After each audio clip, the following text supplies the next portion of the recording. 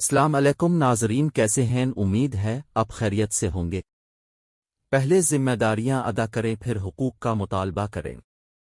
اکثر بیویاں یہ شکوے کرتی نظر آتی ہیں کہ ہمارے شوہر ہمارے حقوق ادا نہیں کرتے ہیں۔ میں ان سے پوچھتا ہوں کہ حقوق کی بات بعد میں کریں، پہلے یہ بتائیں کہ اپنے ایک بیوی ہونے کی حیثیت سے اپنی ذمہ داریاں ادا کیا نہیں۔ تعجب کی بات ہے کہ خود تو کبھی اپنی ذمہ داری ادا نہیں کی اور حقوق کا مطالبہ کرتی ہیں۔ اللہ کی بندے، پہلے ذمہ داری ہوتی ہے پھر حقوق کا نمبر آتا ہے۔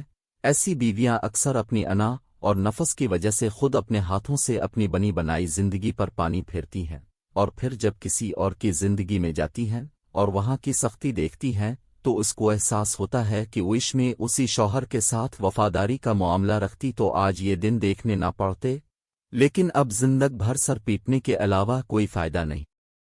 میری بہنوں، اللہ کا شکر ادا کرو، اب کی بری عادتوں کو بھی تو اب کے شوہر سالوں سے برداشت کر رہے ہیں۔ کبھی انہوں نے تو اب سے حقوق کا مطالبہ نہیں کیا، کیونکہ ان کے نزدیک رشتے نبھانے کی اہمیت اب سے زیادہ ہے۔ دنیا میں رشتوں کی بہت اہمیت ہے، لیکن میاں بیوی کا رشتہ سب سے مضبوط ترین رشتہ کہلاتا ہے، یہاں تک کہ بیوی کے لیے شوہر کا درجہ شریعت میں ماں باپ سے بھی زیادہ ہے۔ اسی لیے قرآن کریم میں میاں بیوی کو ایک دوسرے کے لیے لباس کہا ہے، یعنی یہ دونوں ایک دوسرے کے رازدار ہیں، جیسا کہ لباس بدن کو چھپاتا ہے۔